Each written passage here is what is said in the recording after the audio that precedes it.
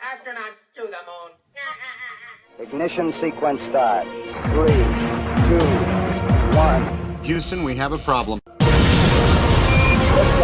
We have a liftoff. We copy you on the ground. You got a bunch of guys about to turn blue. What you're seeing here is a mirage. What's going on, everyone? It's Jaron from Jaronism, back with another video for you today. How Einstein Made the Earth Move. I'm going to be reading a 21-page PDF, which you can find a link to in the description. This is written in 2016 by Dr. Robert Sungenis, a known geocentrist. Many might know him as the executive producer of the movie The Principle, which, if you have yet to see that film, I highly recommend it. But Robert faces tons of criticism, well, as does anyone who questions the current model, but Robert also gets extra criticism, and in my mind, unfairly. As an example, let's take a look at the Wikipedia page for Robert Sungenis and notice a few statements to start. First, the opening sentence states, Robert Sungenis says when he was born, is an American traditional Catholic, known for his Catholic apologetics and his advocacy of a pseudoscientific belief that the Earth is in the center of the universe. So, to begin, we've got a pretty much one-sided statement there claiming that his belief that the Earth is the center of the universe is a pseudoscientific belief. Well, we'll talk about that here in a second. Also, a little bit further down, you'll see what happens when you question the going narrative about alleged facts surrounding World War II. You'll be labeled an anti-Semite. So if you question the science you're given, it's pseudoscientific. Question the history you're taught and be labeled an anti-Semite. So you can see how safe it is professionally when you question the info that you're given through public education. Also, if we scroll down a little bit, we'll see under the title Geocentrism that according to Sungenis, he became interested in the pseudoscientific belief of does anybody really think that according to Sungenis, he became interested in the pseudoscientific? No, these are just words that have been input in this Wikipedia article to basically demonize Robert Sungenis. So the question becomes, is this belief really pseudoscience? Is it really pseudoscientific? Well, let's start by taking a look at what the definition of pseudoscience actually is. Alright, with a quick search, we can see that pseudoscience is defined as a collection of beliefs or practices mistakenly regarded as being based on the scientific method. Alright, and over to the right here, we see pseudoscience consists of statements, beliefs, or practices that are claimed to be both scientific and factual, but are incompatible with the scientific method. So, my hope is by the end of this article, by the end of this PDF, that you can decide for yourself which belief is truly pseudoscience. Which belief truly is incompatible with the scientific method? Is it the belief that the Earth moves, or that it does not? And so we just saw how biased this Wikipedia article can be, and so before I begin reading this PDF, let me start by saying that like all my videos, this video is for people like me searching for the truth. I always say, don't believe me, don't trust me, to do your own research, and I'll never stop saying that.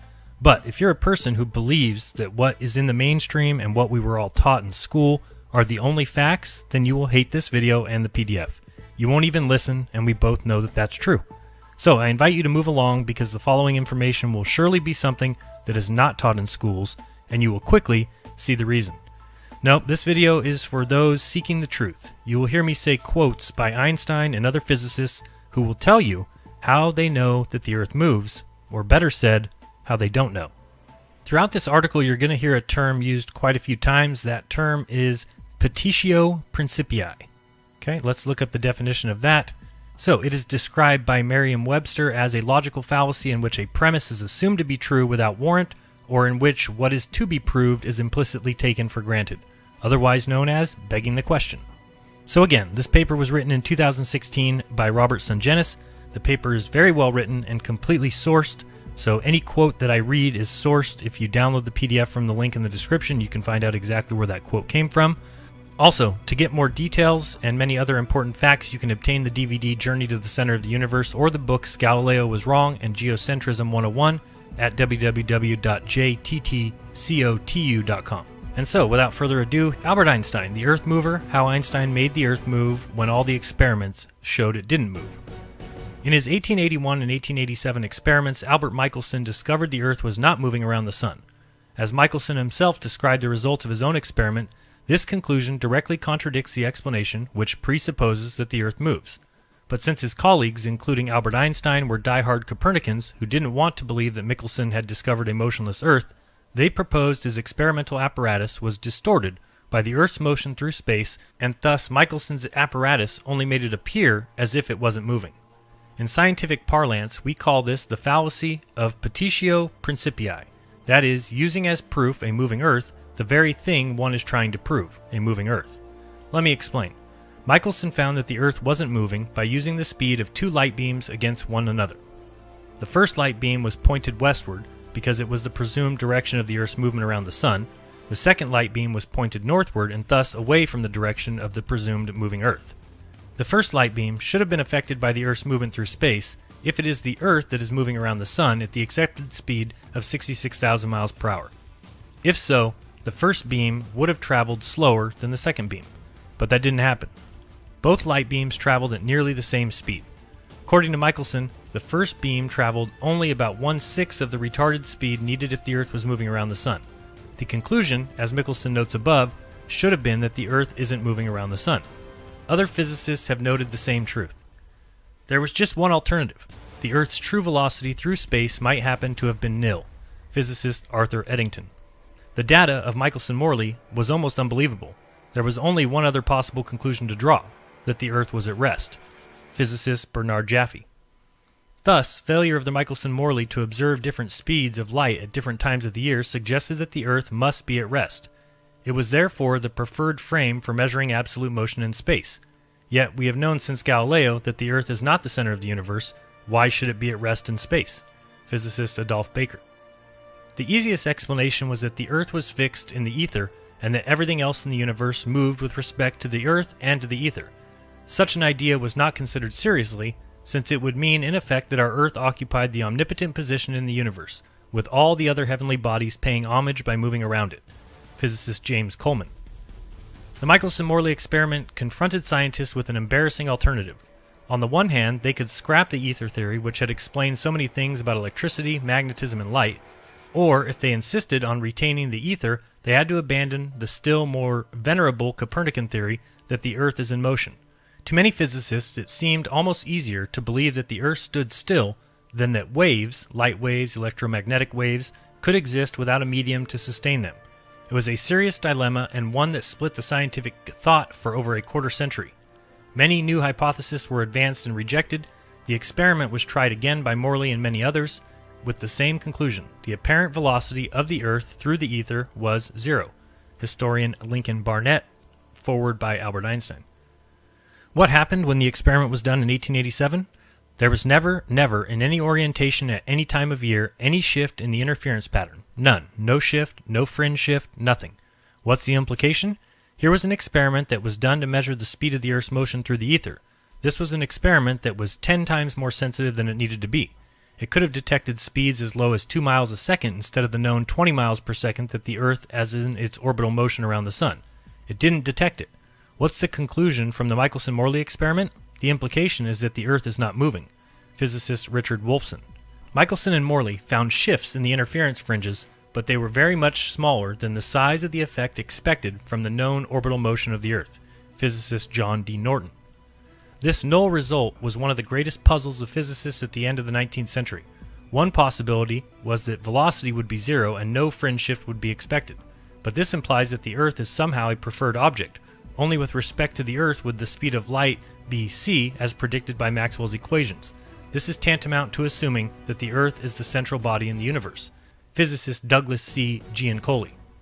But the die-hard Copernicans of that day were not about to accept the prima facie results of Michelson's experiment. They knew the catastrophic scientific, cultural, and religious implications if it was experimentally shown that the Earth is fixed in space.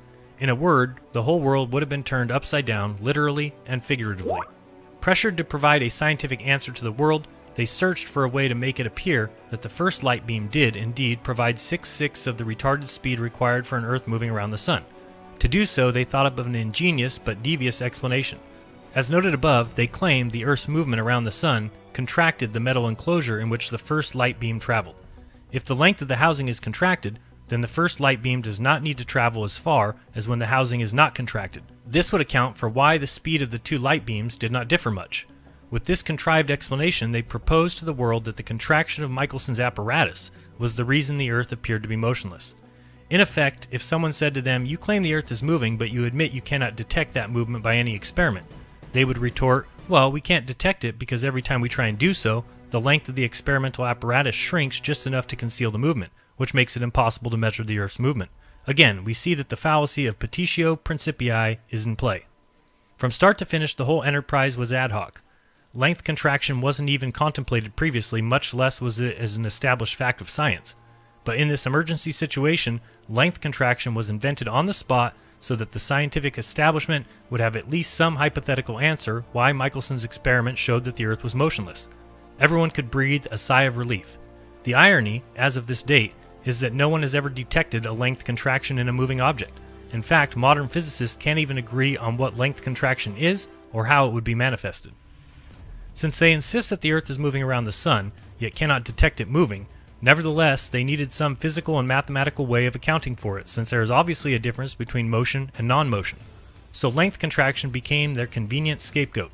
This is the essence of the special relativity theory that Einstein invented in 1905. It was invented solely to answer Michelson's experiment, as Einstein himself said. To the question whether or not the motion of the Earth in space can be made perceptible in terrestrial experiments, we have already remarked that all attempts of this nature have led to a negative result. Before the theory of relativity was put forward, it was difficult to become reconciled to this negative result. Albert Einstein.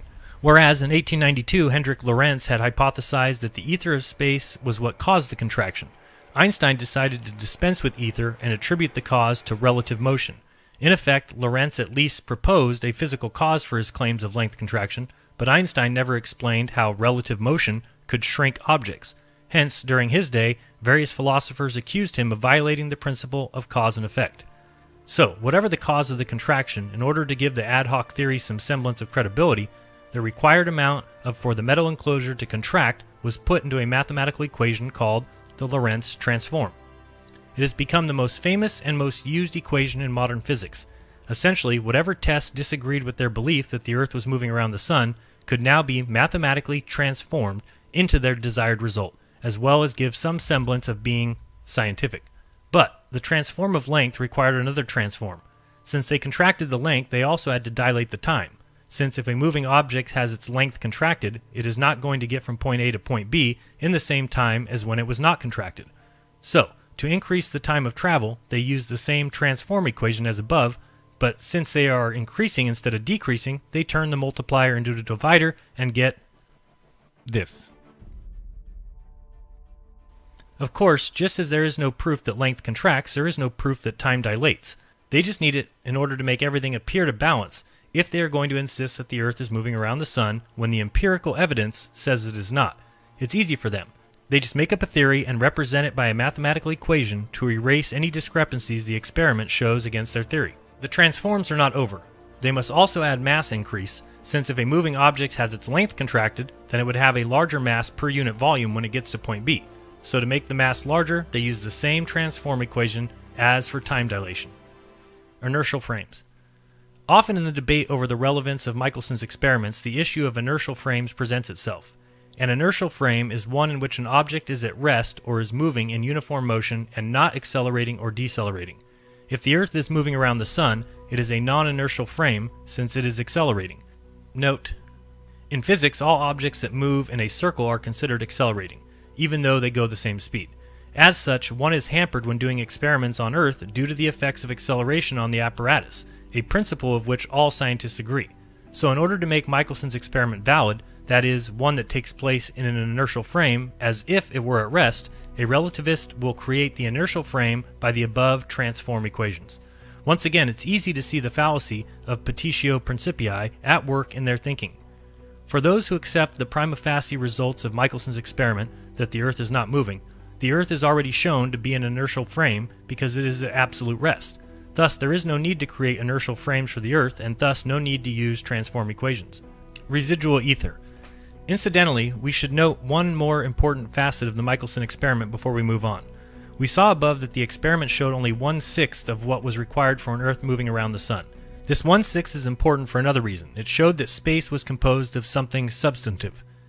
The name given to it by Lorentz, Maxwell, and all other scientists was ether. No one knew precisely what it was composed of, but they correctly deduced that space cannot be nothing, since metaphysically nothing cannot exist.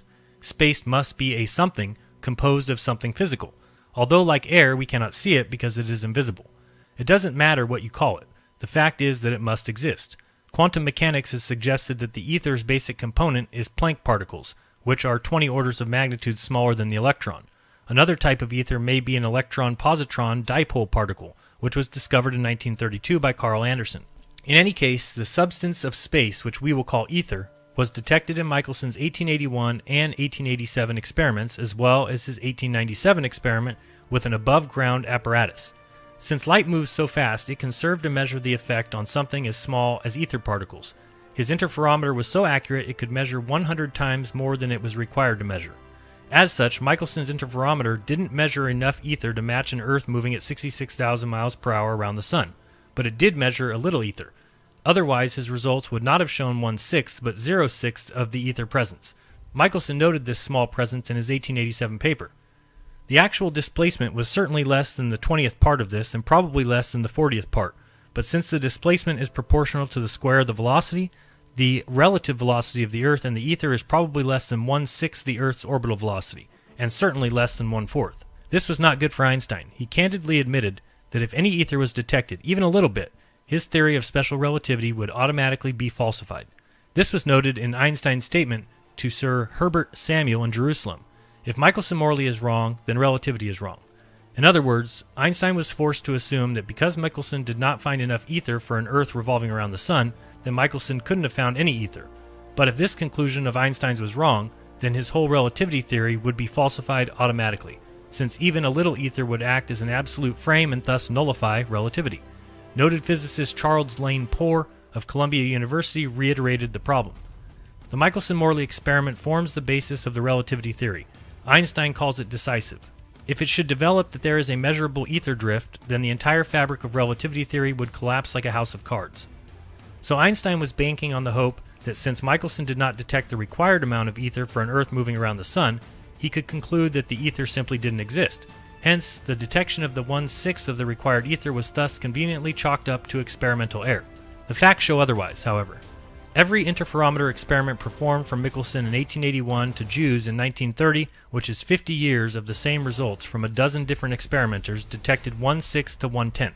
Einstein was so bothered by this fact that he hired what can be called as a scientific hitman, Robert Shankland, to seek to discredit the experiments, especially the most comprehensive interferometer experiments performed by Dayton Miller between 1908 and 1921. But at this point in time, the 1910s and 1920s, the world was only too happy to accept Einstein's theories and reject anyone who challenged them. After all, Einstein was the Earth mover. He made the Earth move around the Sun and thus saved mankind from having to admit that popular science had misled the world for the 500 years prior. For the geocentrists, the only thing left to answer is, from whence did this 1/6 of ether originate? The simple answer is that since the universe with its ether is rotating around a fixed Earth, some of that ether spilled into Michelson's 1887 interferometer when he was trying to detect if the Earth was moving around the Sun. This is confirmed by the fact that Michelson did another experiment in 1925 in order to measure the ether movement for the daily rotation between space and Earth. In that experiment, he found 6/6 of the required ether for a daily rotation. Hence, it is logical to assume that 1/6 he found in 1887 came from the same ether he later detected in his 1925 experiment. Since the ether in his 1887 experiment hit the interferometer orthogonally instead of linearly, it would only pick up 1/6 of the total ether in space. Electromagnetism. You will often hear modern devotees to Einstein claim that he invented special relativity as an answer to Maxwell's equations of electrodynamics. They do this because they don't want to admit that Einstein invented special relativity for the express purpose of making it appear that the Earth was moving around the Sun. They want to make it appear that Einstein invented special relativity out of pure motives and out of an independent thought process. The truth is far different. Einstein himself admits that the only reason he invented special relativity was due to Michelson's discovery. He writes in 1922, "Soon I came to the conclusion that our idea about the motion of the Earth with respect to the ether is incorrect, if we admit Michelson's null result as fact. This was the first path which led me to the special theory of relativity." Be that as it may, the reason that the relativist wants to intrude on Maxwell's electrodynamic theory is because, as it stands, electromagnetism doesn't show any characteristics of being relative.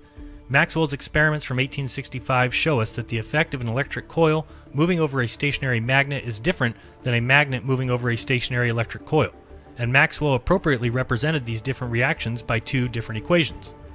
Maxwell's experiment and his two equations, actually four equations altogether, but with two main equations, thus show us that space and the reactions that occur in it are absolute, not relative, since it distinguishes between the two different effects of the electric coil and the magnet respectively. Since a relativist does not like anything absolute, Einstein sought to make Maxwell's experiment relative, just as he tried to make Michelson's experiment relative. To do so, he used the same transform equations that he used to make it appear that the Earth was moving. As such, the relativists can make it appear that the effect of electricity on magnetism is the same as magnetism on electricity, but in reality, they are not the same. We still use Maxwell's equations today because they are correct, but when the relativist uses them, he must invariably inject the transform equations in order to make Maxwell's two absolute reactions into Einstein's one relative reaction. Without the transform equation, Maxwell's findings are diametrically opposed to Einstein's relativity theory. Not surprisingly, Einstein was well aware that Maxwell's findings of the different reactions between an electric coil and a magnet are related to Michelson's unsuccessful attempt to discover any motion of the Earth. In his famous 1905 paper, he seeks to make their respective absolute effects into relative effects, i.e. the same, when he writes, "It is known that Maxwell's electrodynamics, as usually understood at the present time, when applied to moving bodies, leads to asymmetries which do not appear to be inherent in the phenomena. Take, for example, the reciprocal electrodynamic action of a magnet and a conductor. The observable phenomenon here depends only on the relative motion of the conductor and the magnet, whereas the customary view draws a sharp distinction between the two cases in which either the one or the other of these bodies is in motion. For if the magnet is in motion and the conductor at rest, there arises in the neighborhood of the magnet an electric field with a certain definite energy, producing a current at places where parts of the conductor are situated. But if that magnet is stationary and the conductor in motion, no electric field arises in the neighborhood of the magnet. In the conductor, however, we find an electromotive force, to which in itself there is no corresponding energy, but which gives rise, assuming equality of relative motion in the two cases discussed, to electric currents of the same path and intensity as those produced by the electric forces in the former case. Examples of this sort, together with the unsuccessful attempts to discover any motion of the Earth relatively in the light medium, suggests that the phenomenon of electrodynamics as well as mechanics possess no properties corresponding to the idea of absolute rest. They suggest rather, as has already been shown in the first order of small quantities, the same laws of electrodynamics and optics will be valid for all frames of reference, for which the equations of mechanics hold good. In other words, since Einstein firmly believes that the Earth is moving around the Sun, and yet he realizes that he must have an answer for all the unsuccessful attempts to discover any motion of the Earth, he proposes that this discrepancy can be dealt with by 1. Assuming as a fact that electrodynamics and mechanics did not show states of absolute rest, i.e., Michelson did not show us a motionless Earth, and Maxwell did not show us the absolute states of electricity and magnetism. And 2. We are thus obligated to change what appeared to be absolute frames in Michelson and Maxwell's experiments into relative frames, which is noted in his phrase, all frames of reference. In order to do so, that is, in order to make all frames of reference to be valid, Einstein will use the transform equation which appears on page 7 of his 1905 paper as follows. Or the same equation can be rewritten as, this is the precise equation used by Lorentz to claim that the arm of Michelson's apparatus had shrunk by 1 times 1 minus the velocity squared over the speed of light squared to the half, with Einstein also adding time dilation by 1 divided by 1 minus the velocity squared over the speed of light squared to the half. The section of this paper where this transform equation appears begins on page 5 with the title, Theory of the Transformation of Coordinates and Times from a Stationary System to Another System in Uniform Motion of Translation Relatively to the Former. Alas, we don't need to go searching for it. Einstein tells us quite candidly what he is doing.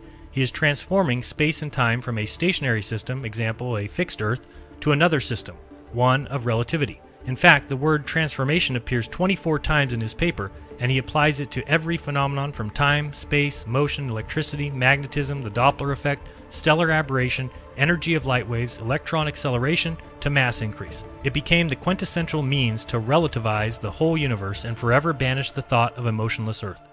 As we can see, it is all done by mathematics. There is not one iota of physical empirical proof to the theory. In the relativist's mind, of course, there is no need to prove their findings or to justify using the transform. Since everyone knows the Earth is moving around the Sun, then everything is moving and there is no object at rest, and thus the whole universe is relative. In effect, whenever the experiments show an absolute result, the relativist can wave his magic wand and change it into a relative result. This is the essence to the special relativity theory that Einstein invented in 1905.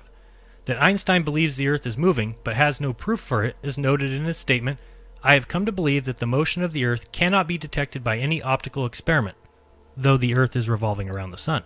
Einstein's admission merely begs the question, if, on a scientific basis, he can't detect the Earth moving, how does he know the Earth is moving? The truth is, he doesn't know. He just assumes it to be so, since that is what he has been taught since childhood. In effect, the transform equation is then invoked to make it appear as if the Earth is moving around the Sun, but in reality, the transform equation is just an equation and it has no ability or authority to determine the issue.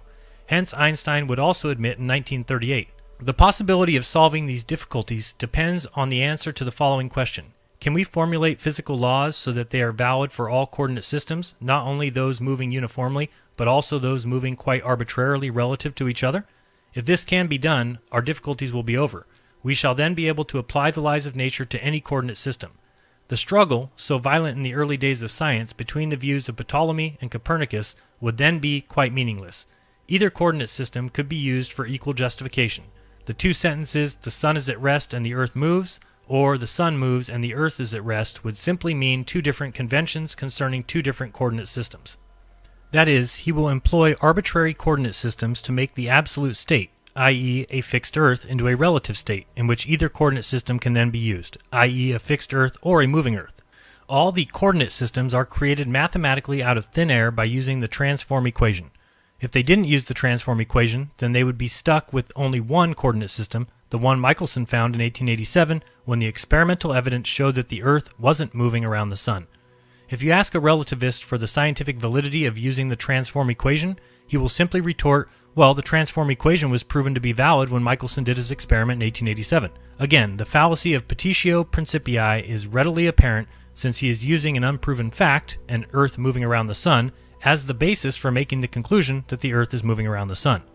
The cause of the fallacy, as Einstein admitted above when he said, "Though the Earth is revolving around the Sun," is that they insist on using a moving Earth, which they claim to know intuitively, as the indisputable authority to interpret Michelson's experiment. Consequently, if one firmly believes that the Earth is moving, but the experiments show it is not moving, then one's interpretation of the experiment will force one to find some way to make it appear as if the Earth is moving.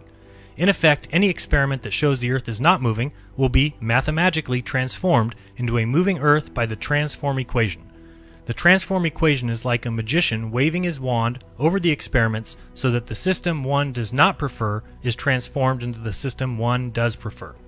Modern man certainly does not prefer a fixed Earth, since a fixed Earth would validate much of the history and science prior to the modern age, and would show modern man that he is not the objective and non-prejudiced icon of society that he has enjoyed the last few hundred years. He is little more than a magician who has been feeding the world a steady diet of illusions.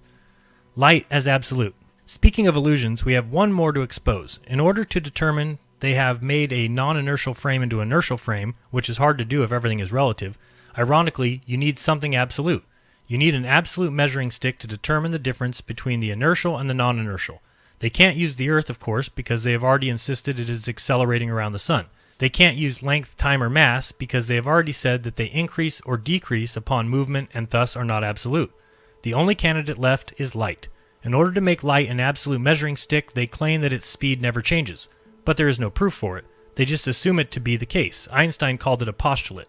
In this way, they make light serve as the one and only absolute in order to measure the amount of length contraction, time dilation, or mass increase, and even the rate that the Earth travels around the Sun. Again, this is the essence of special relativity. No proof, just made-up postulates and mathematical equations to give the appearance of truth. Einstein's transform equation, as you can see here, is interesting in itself. First, the easiest way to understand it is in the form of a ratio. We've often heard of a 1-to-1 ratio. Well, this equation was formulated to make the right side always less than a 1-to-1 ratio, since 1 multiplied or divided by any number less than itself will always be less than 1. The amount it will be less than 1 depends on the value of v. The higher v is, the higher beta will be. Second, small c, which represents the speed of light, is used in the denominator because it is believed to be constant and can thus serve as an absolute. Hence, v is always measured against a constant value for c, and v can never be higher than c because light is assumed to be the fastest known speed. If v ever equaled c, then the ratio would be 1-to-1. Of course, the relativists are assuming that c is always the same, but they have no proof of this claim. The relativist may retort, yes, light speed is constant but only in an inertial frame. It can vary in other frames. By doing so, he only traps himself. First, if light is constant only in an inertial frame, but an Earth going around the Sun is a non-inertial frame, then how can the relativists claim that the light beams used in Michelson's experiment on Earth were in an inertial frame? He can't, so he employs the transform equation. But in this case, the relativist has again committed the fallacy of petitio principii, using as proof an inertial frame by the very thing he is trying to prove, that transform equations create an inertial frame. Incidentally, one of the main questions relativists have never answered, although they have been challenged with it previously, is if the physical dimensions of length and mass can be contracted by movement, and the essence and calculation of time can be dilated by the same movement, then why isn't light contracted by a moving Earth? Since the relativist admits that light is a physical reality of photons, courtesy of Einstein, shouldn't they also be affected in the same way? This very question was posed to Einstein by Maxwell Abraham and August Foppel to the relativists, but without an answer forthcoming. In reality, the only reason light is kept immune from the effects of motion in the relativist scheme of things is because, ironic as it is, the relativist desperately needs an absolute to make everything else relative. In his mind, he has two choices for the required absolute. A, the fixed Earth that Michelson found, or B, the presumed constant speed of light that Einstein wants. If he chooses A as his absolute, it means B would vary. If he chooses B as his absolute, it means A would vary. But choosing A as the absolute would mean certain death for the scientific establishment, since it would affirm the Church's decision against Galileo. Choosing B would allow the charade of scientific authority over the Church to continue indefinitely. Which one do you think has a greater chance of being chosen by the reigning scientific establishment? The geocentrist says that the choice is easy. The prima facie evidence of the 1887 and 1925 Michelson experiments show the Earth isn't moving around the Sun, but there is a relative daily rotation between Earth and space. Hence, the Earth is the absolute inertial frame and the absolute measuring stick. If so, then the universe is absolute, not relative. Since the motionless Earth is already an absolute inertial frame, then there is no need to introduce ad hoc transform equations to turn it from a non-inertial frame into an inertial frame, and thus there is no need to contract length, to dilate time, or to increase mass. No magic is required for geocentrism. Additionally, they cannot assume the speed of light is constant or unaffected by motion, since if the Earth isn't moving, then there's no way for them to make such a determination from Michelson's two experiments, especially when other experiments and evidence, example Sagnac in 1913, and the GPS system that shows a 50 nanosecond difference of light speed going east to west, show light speed is not constant. It is obvious that the relativist is making these unproven ad hoc transform adjustments simply because he refuses to believe that Michelson's 1887 experiment showed the Earth is at rest. Modern versions of Michelson's experiment. One more thing. Relativists who believe that Michelson's 1887 experiment showed no difference in the speed of the two light beams claim that Michelson's null result has been verified by modern versions of Michelson's experiment that show no difference between the speed of light beams up to 10 to the negative 18 precision. But if you want to see a shell game, this is it. The modern experiments only trap the relativists more firmly than Michelson did. Remember above we said that Einstein maintained that the slight difference in the two light beams of Michelson's original 1887 experiment can be chalked up to experimental error? In effect, Einstein was claiming that there was no difference in the speed of the two light beams, and the result was thus null. For the sake of argument, let's assume that to be the case. Hence, if the speed of light beams was the same, what did this suggest to Einstein? It suggested the Earth wasn't moving. We already saw that Michelson himself said about the presumed null result, namely, this conclusion directly contradicts the explanation, which presupposes that the Earth moves, as well as the other scientists we quoted after him. For further verification, let's look at what Einstein's biographer said. In the United States, Albert Michelson and Edward Morley had performed an experiment which confronted scientists with an appalling choice. Designed to show the existence of the ether, it had yielded a null result, leaving science with the alternatives of tossing aside the key to which had helped them explain the phenomenon of electricity, magnetism, and light, or of deciding that the Earth was not in fact moving at all. The problem which now faced science was considerable, for there seemed to be only three alternatives. The first was that the Earth was standing still, which meant scuttling the whole Copernican theory and was unthinkable. So if the new sapphire oscillator confirms that the two beams go the same speed, it doesn't relieve the relativist one bit. In fact, it traps him all the more, since now an even more sophisticated and precise experiment confirms that the Earth isn't going around the Sun, since the light beam in the oscillator that was supposed to be affected by the Earth's movement is not affected. But instead of admitting, or at least holding out the possibility, that this result shows the Earth isn't moving, they instead claim that the 66,000 mile per hour speed has no effect on the light beam, and therefore they conclude that the Earth could be moving and the light beam is constant, regardless that its frame is moving at 66,000 miles per hour. For them, the choice is a fixed Earth or a fixed light speed, and they have chosen the latter because a fixed Earth was, quote-unquote, unthinkable. But when they make such a choice, they must also conclude that special relativity allows both a moving sun around a stationary Earth and a moving Earth around a stationary sun. As the article itself admits, according to special relativity, there is no absolute space or absolute time.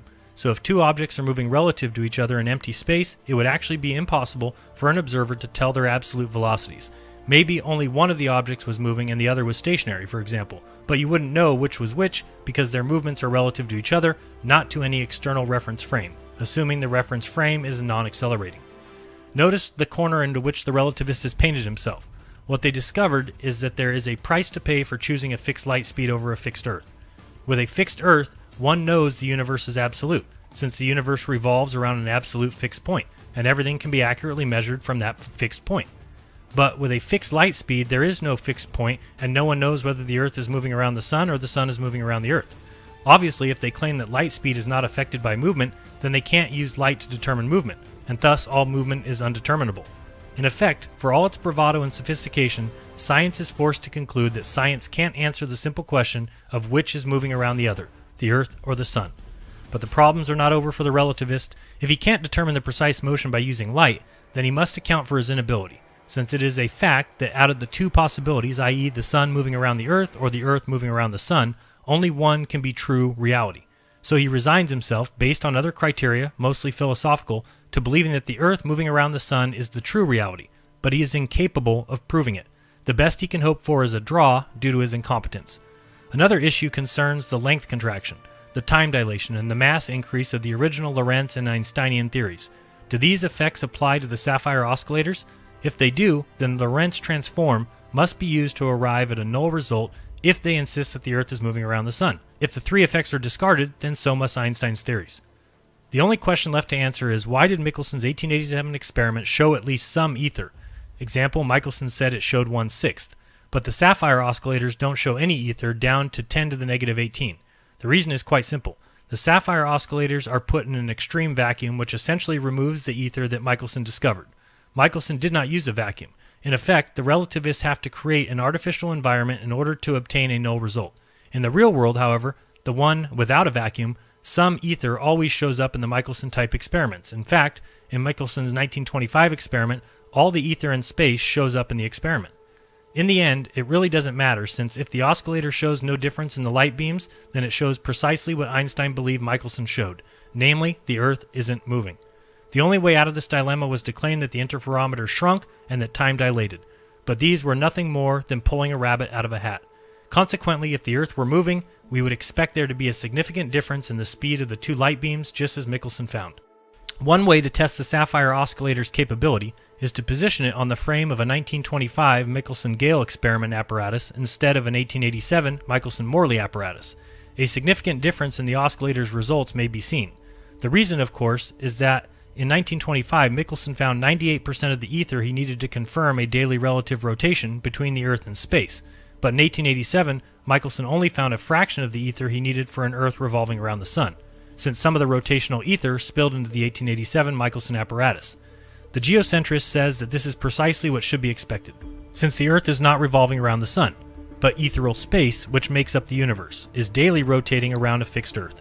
If on a Michelson-Gale frame the oscillator shows no difference in the speed of the light beams, this would prove that the oscillator cannot detect the relative rotation between Earth and space, but we know positively that there is a relative rotation, and thus show why it is also not able to detect whether the Earth is moving around the Sun. It would prove the oscillator to be inert and discount it as being capable of detecting celestial movement. It would then disqualify it from being used to determine that light speed is constant, and also disqualify it from claiming Lorentz symmetry. We could also put a sapphire oscillator on a GPS frame to determine whether its results are valid. Presently, light beams sent from GPS stations in the east to GPS stations in the west are faster than light beams sent from the GPS stations in the west to GPS stations in the east by at least 50 nanoseconds every day, all day. This discrepancy is covered up by relativists, since they can pre-program the GPS computers to adjust the difference so that they can then claim that the light speed is constant according to the special theory of relativity. In effect, the GPS shows that light speed is not invariant and there is no Lorentz symmetry. If the oscillator is capable of detecting the difference, it would detect the 50 nanoseconds. Since we know for a fact that there is a 50 nanosecond difference, then if the oscillator cannot detect it, then either the oscillator is being hampered by its vacuum state, or the oscillator simply can't be used to measure the light speed differences. Incidentally, the geocentrist can explain the 50 nanosecond discrepancy, since he holds that because space is daily rotating east to west against a fixed Earth, the inertial frame of the GPS light beam sent east to west is moving westward by 1,054 miles per hour by the fact that space is rotating around the Earth, thus adding space's rotational speed to the light beam speed. Conversely, the GPS light beam traveling west to east must travel against the east to west frame of space's daily rotation, and thus it will be slower than the east to west light beam. Back to Maxwell's equations. If, as one relativist claimed, special relativity is for inertial frames of reference, a non-accelerating frame of reference, they are the equations which keep the laws of electromagnetism invariant, he is being deceptive, as is much of physics today. He is making it sound as if there is some necessity to make the effect of an electric coil moving against a magnet to be the same effect, invariant, as a magnet moving against the electric coil. His necessity, of course, is nothing more than his desire for a backup argument for relativity after he had already relativized Michelson's experiment. But Maxwell showed quite conclusively that his results were not invariant. They are variant because nature is what it is. Since the effects are not invariant, then the universe is absolute, not relative. Special relativity, because it seeks to promote a relative universe to hide the fixed Earth that Michelson found, can't tolerate the absoluteness of Maxwell's experimental results, so it uses its mathematical magic, the transform equation, to make Maxwell's results relative. Deep in his heart, the relativist realizes that if Maxwell's equations are left absolute, it means that special relativity cannot be applied to Michelson's experiment, and thus Michelson's finding that the Earth is motionless would be valid. But the relativist would rather die 1,000 deaths than accept a motionless Earth. It is unthinkable. So he commandeers an untested, unproven, ad hoc concept, example, length contraction, and its accompanying mathematical equation, the transform equation, to make it all go away. Einstein is famous for one thing. He is the man who made it all go away, and the world has worshipped him ever since. He did so by making the whole universe relative when in fact the empirical evidence clearly showed him that the universe was absolute. All in all, the history of the Michelson experiment shows how a preconceived idea, example, the Earth moves around the sun, is made the sole determining factor of how a modern scientist is going to interpret the results of any experiment. In order to hold on to his preconceived idea, he will introduce mitigating factors onto the experimental results, and usually this is done by hypothetical concepts and fudged mathematics. The scientist thus convinces himself that because he can invent a mathematical equation that can transform the empirical results, that he can keep his preconceived idea of how he thinks the universe must operate. In his mind, the ends justify the means because he knows that the Earth revolves around the sun. There was nothing that would make mankind happier than to keep believing that the Earth moved around the sun, regardless of what the experiment showed. Otherwise, they would have to bow to the Pope of the Catholic Church for condemning Galileo as the same error.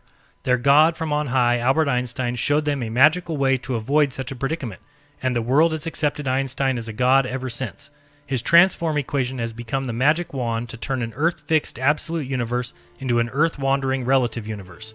As the noted Einstein biographer Abraham Pius put it, a new man appears abruptly, the suddenly famous Dr. Einstein. He carries the message of a new order in the universe. He is a new Moses come down from the mountain to bring the law, and a new Joshua controlling the motion of heavenly bodies. The new man, who appears at the time, represents order and power. He becomes the divine man of the 20th century. Robert Sungenis, August 9th, 2016. All right, I hope you enjoyed that. And if after reading that you still want to believe that the Earth moves at all, that's on you. When deciding which belief is pseudoscience, ask yourself which belief is based on empirical and scientific observations and actual experiments, and which belief brings in mathematical transform equations to make it appear like the scientific method was used. Ultimately here, there really is no question. It comes down to your worldview. If you want to believe that the Earth flies through space, math will get you there. Science will not. If you want to believe things based on observations, well, there is only one choice, and it's the one that doesn't employ length and mass contraction and time dilation, which have never been shown to exist. So clearly, Robert and I agree on the geocentric universe. Our differences are, of course, that he believes in a sphere Earth suspended in space while the whole universe goes around it, and I believe the Earth is all that there is. And as of this date, no curvature of Earth can be found. I believe that just as these scientists have used mathematical equations to hide the Earth's central location, I also believe that these scientists have used the same trickery to hide an even bigger error, that the earth is flat and stationary, and that no person is standing upside down beneath you. It's required in their worldview, and so it's up to you to realize the truth. Because these scientists were after the truth, sure, as long as the earth is a sphere flying around the sun. So go outside today and look up, and you'll see that the sun moves, that's clear, and not the earth. Unless you hate the idea, in which case you worship Einstein for his mathematical ability to make the earth move with these transform equations. So that's how Einstein made the earth move. Thanks first to all my patrons. You guys are the ones that make this possible for me to do this. I remind everyone to do your own research, because when you do, you'll never again believe what you've been taught. This has been Jeranism, and until next time, peace!